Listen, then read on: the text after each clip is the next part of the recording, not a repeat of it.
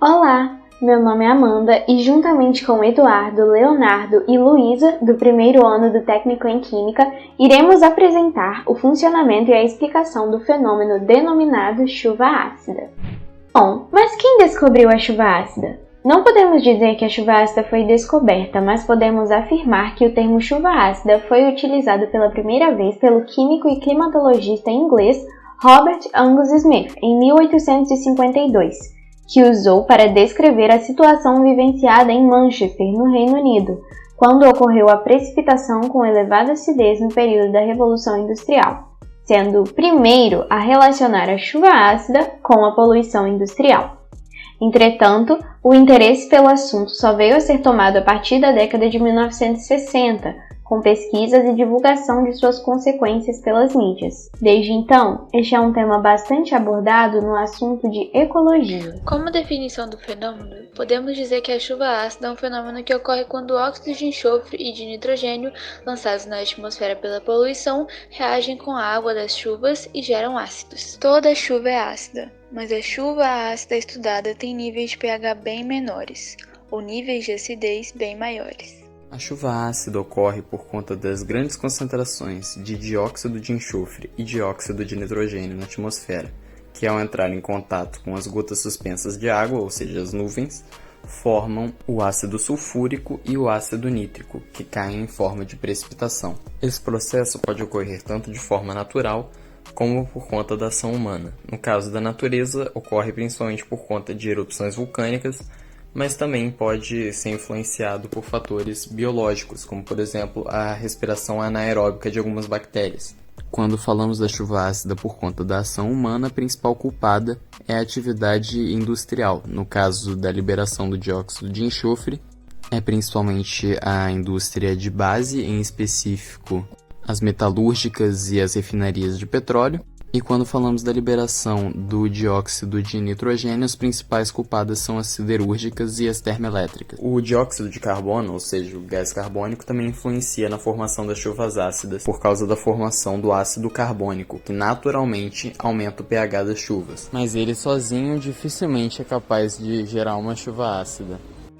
Após vermos um pouco da definição da chuva ácida e de suas causas, é interessante também que a gente tenha conhecimento sobre as equações químicas que envolvem o processo. A chuva ácida vai consistir basicamente na reação entre um óxido ácido e moléculas de água, gerando assim um ácido. Na primeira equação nós temos o dióxido de carbono, que ao entrar em contato com a água vai formar o ácido carbônico. Na segunda equação, nós temos duas moléculas de dióxido de nitrogênio, que ao entrar em contato com a água vai formar o ácido nítrico e o ácido nitroso, respectivamente. Na terceira equação, nós temos o dióxido de enxofre, que ao entrar em contato com a água vai formar o ácido sulfuroso. E na quarta equação, nós temos o trióxido de enxofre, que ao entrar em contato com a água vai formar o ácido sulfúrico. Como consequência da chuva ácida, podemos citar que ela pode causar danos irreversíveis aos pulmões, pode dificultar plantações, tornando o solo improdutivo e sujeito a erosões, pode destruir florestas e lavouras, pode danificar estátuas, edifícios e construções e também pode matar os peixes de rios e lagos ao elevar a acidez da água. O fenômeno já se tornou bastante comum no mundo e ocorre principalmente em áreas muito poluídas, principalmente, óbvio, por conta da atividade industrial. Tanto que os piores lugares quando o assunto é incidência de chuva ácida são o Nordeste dos Estados Unidos, o Sudeste chinês e a Europa Ocidental. Também a existência do fenômeno em áreas como todo o território japonês, o Sudeste brasileiro e o Leste europeu.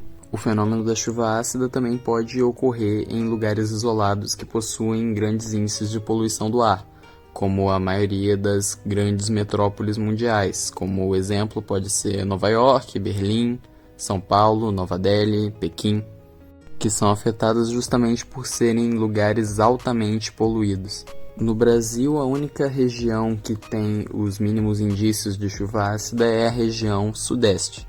No caso, o único lugar que é afetado constantemente pelo fenômeno é a megalópole Rio-São Paulo. Nessas duas imagens a gente consegue perceber à esquerda o Coliseu, que é um dos monumentos mais famosos do mundo e que também não conseguiu escapar do fenômeno da chuva ácida. E à direita nós temos um monumento em Somerset, na Inglaterra, que não é tão famoso, mas também é um caso de desgaste extremo das estruturas por conta da chuva ácida.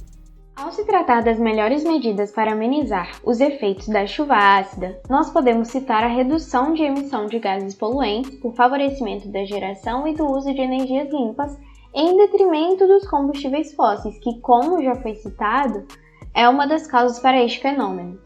O fomento do uso do carro elétrico e de outros veículos não poluentes, como por exemplo a bicicleta, e a potencialização de novas tecnologias e inovação orientadas para otimizar o consumo energético.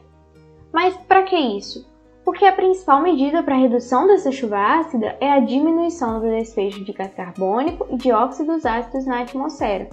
Para alcançar isso, é preciso frear a utilização de combustíveis fósseis, buscando assim essas alternativas energéticas sustentáveis. Agora a gente vai estar mostrando os experimentos que nós fizemos da chuva ácida, mas antes a gente vai explicar um pouco sobre ele. No experimento nós utilizamos pétalas de uma flor representando vegetação, utilizamos também o enxofre em pó, que ao entrar em combustão irá emitir gases, suco de repolho roxo, que é um indicador de ácido base, e a amônia como elemento para deixar o meio básico. Nós iniciamos a combustão do enxofre em pó, e os gases liberados pelo enxofre entraram em contato com as moléculas de água presentes na atmosfera do recipiente, formando assim uma miniatura do efeito da chuva ácida.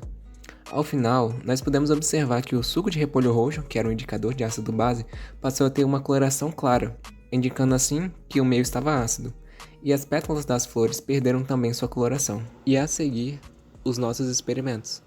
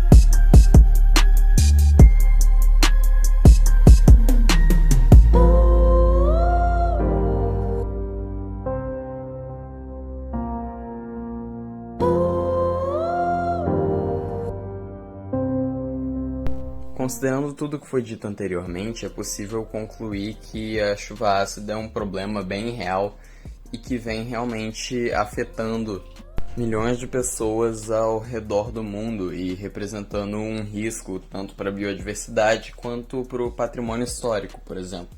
E é extremamente importante que nós, como sociedade, reivindiquemos políticas públicas, como foi dito anteriormente, podem ser relacionadas à redução da emissão de poluentes, aumento do uso de energias limpas e a redução do uso de combustíveis fósseis, para evitar que um problema que vem se expandindo tão rapidamente atinja proporções ainda mais preocupantes e, de fato, perigosas para um número muito grande de pessoas.